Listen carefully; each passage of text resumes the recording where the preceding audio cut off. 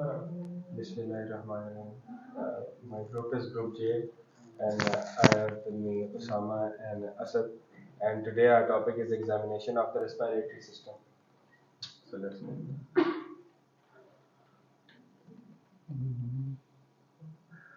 First, you have to introduce yourself, and then greet the patient and introduce yourself. Take the consent from the patient, and perform the hand hygiene in front of the patient. Hello, I'm Dr. Usama. Today I'm examining your respiratory system. Do I have any consent? Yes. Okay. Sanitizing your hand in front of patient to have a good expression. After sanitizing, you have to take the permission from the patient. If he agree, you can examine the.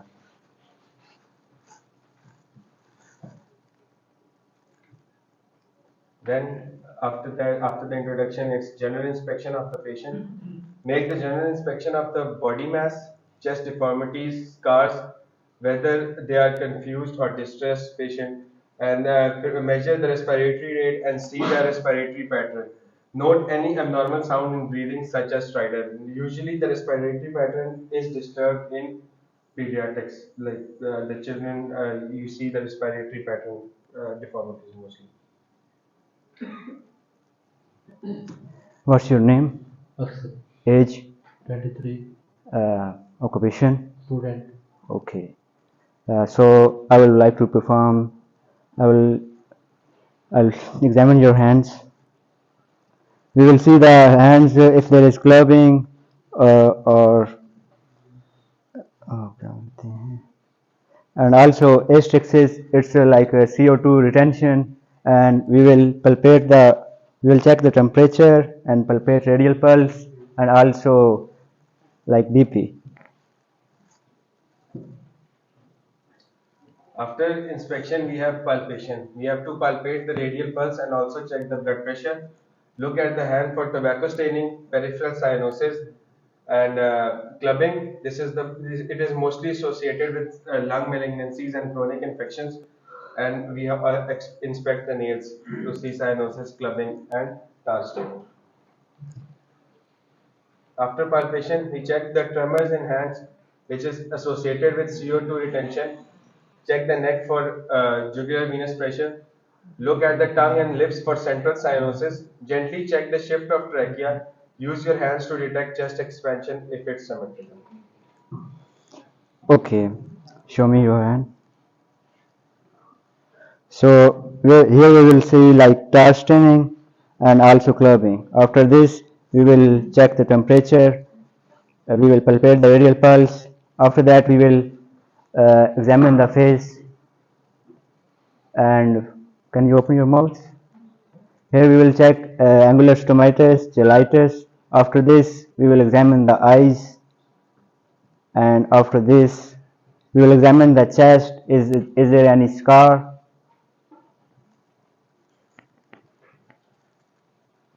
So after the palpation, it's percussion. We place the palm of your left hand on the chest with your fingers slightly separated. Press the middle finger of your left hand firmly against the chest aligned with the ribs over the area to be percussed. Percussion allow you to hear the pitch and loudness of the percussed note. Normal lungs produce a resonant note over solid structure. Liver, heart produce dull note.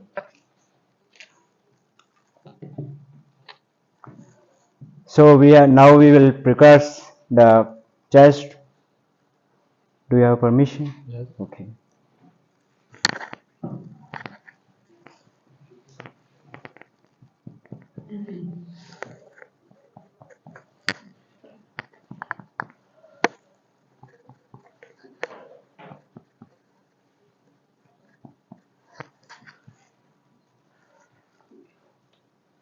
This is how we percuss and auscultate the anterior chest. Begin percussing the epiphysis in supraclavicular areas, continuing down in intercostal spaces, as Dr. Sama did. And note cardiac and liver dullness and stomach tympani.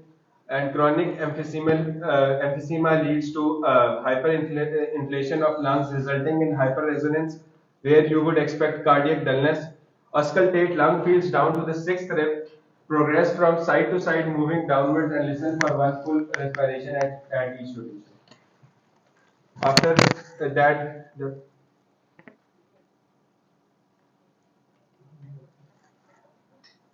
that, we start at the apices and percuss across tops of both shoulders and down the lung region at approximately 5 centimeter intervals. Make a side to side comparison. Avoid damping effect of scapula and ribs. Resonance predominates in healthy lungs. Hyperresonance is found when too much air is present, emphysema or pneumothorax. Dullness signals abnormal density, pneumonia, pleural effusion, atelectasis, or tumor. हो गया आगे कर consultation करने में पड़ा After percussion, we have auscultation. Auscultate right and left and compare that you don't miss any abnormalities. Avoid exaggerated and prolonged breathing as this may cause dizziness or tetany. Avoid auscultation within 3 centimeter along the midline as these areas may transmit sounds directly from trachea and bronchi. Identify any gap between inspiration and expiration and listen to added sounds. now I will scale my patient. Okay, you have to take like exhale and exhale. Okay, can you breathe for me? Can you breathe for me? Can you breathe for me? Can you breathe for me? Can you breathe for me? Can you breathe for me? We have to remember that we have to keep the distance for like 3 centimeter away, because if you don't do this, you will also hear the sound of trachea and bronchi.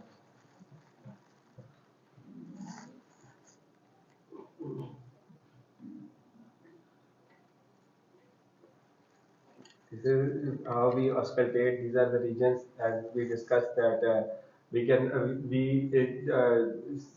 have to see the 3 centimeter away from the midline, because over the midline we can hear trachea and bronchi sounds.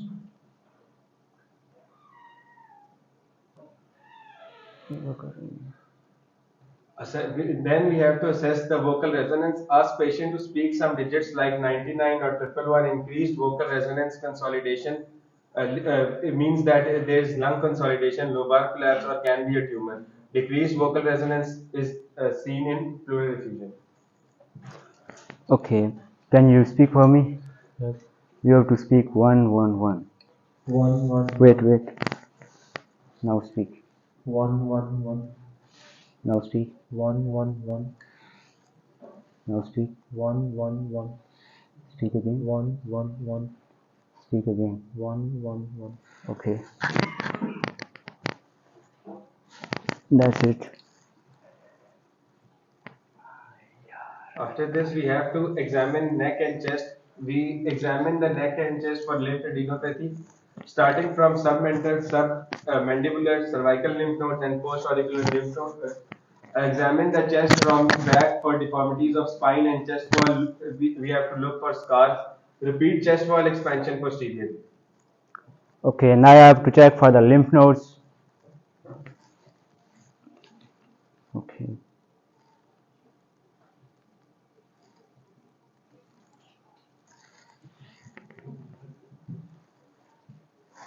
After that, we will be seeing some imaging pictures of how the different lung deformities look like. Tracheal deviation, as you see in the picture over here, the trachea is not aligned in the midline. If you see here, it's forming a curvature.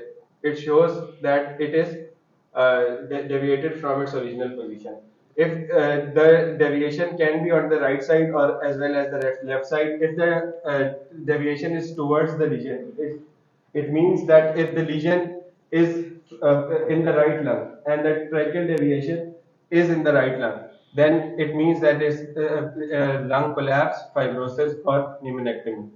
Away from the site of the lesion, it means that if the lesion is in right lung and the tracheal deviation is towards the left lung, so it means that there is massive pleural effusion, tension pneumothorax, upper mediastinal mass, and accordingly a retrosternal goiter. Then we have pneumonia. A patient with normal chest looks like this. We have to know that on normal X-ray, the areas which carry air in the lung field look dark or black, and the areas which carry any opacification, any fluid, all look white. Where fluid is present appears white in color. So in normal chest, you see the whole.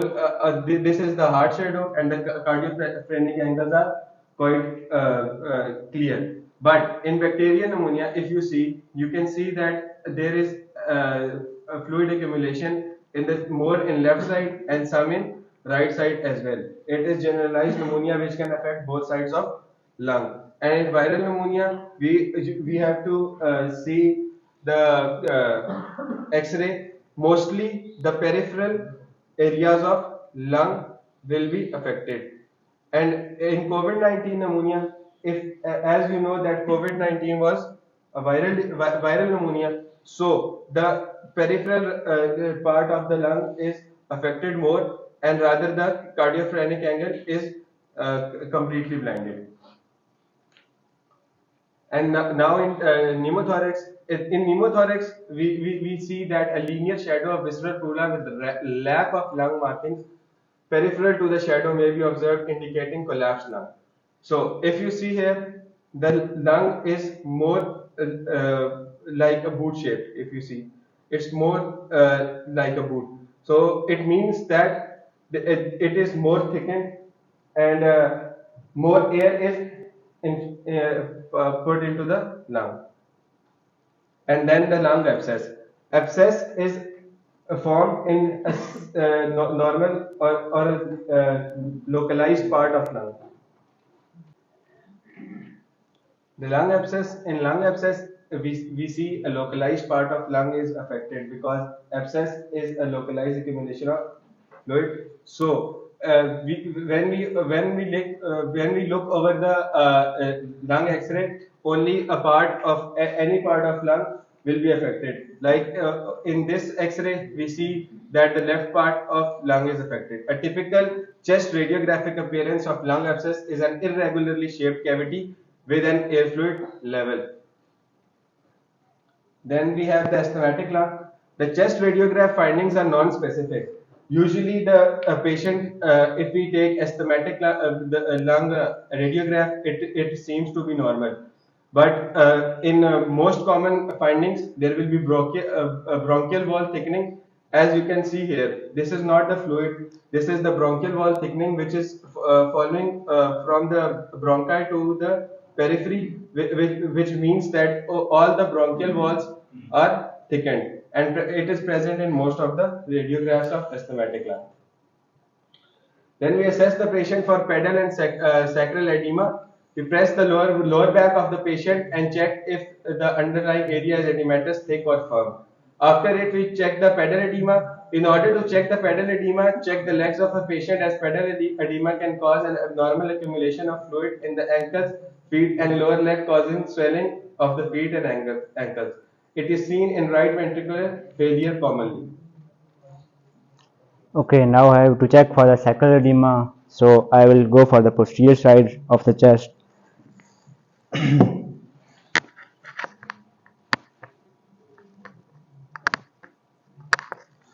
If there is any pitting or swelling in the sacral side, so there will be a sacral edema. And now I will have to see for your legs. Can you go? The other one.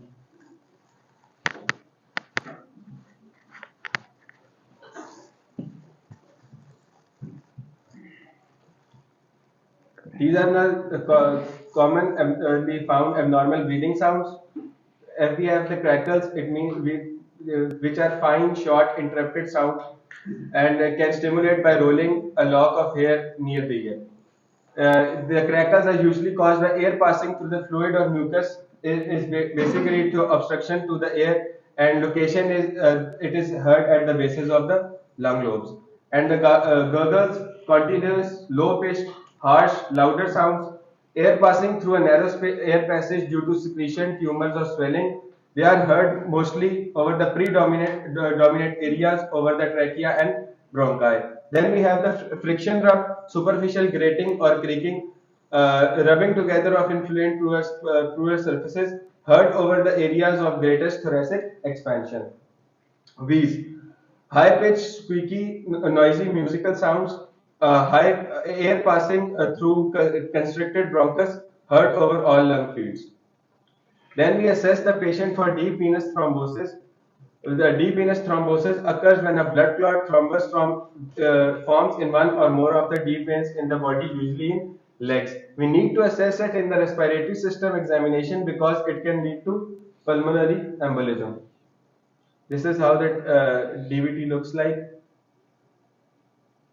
In the DVT, the healthy vein, the wall where the pooling of blood from the leg to uh, thicken in size, and then the embolus can lodge, which can lead to pulmonary embolism. We have to then summarize our examination. After following all the steps of examination, we need to summarize the examination done in front of the patient, thank the patient, and treat the patient according to the findings. After checking for the pedal edema, we have to ask for the patient if do you have any pain in the calls? No. Okay.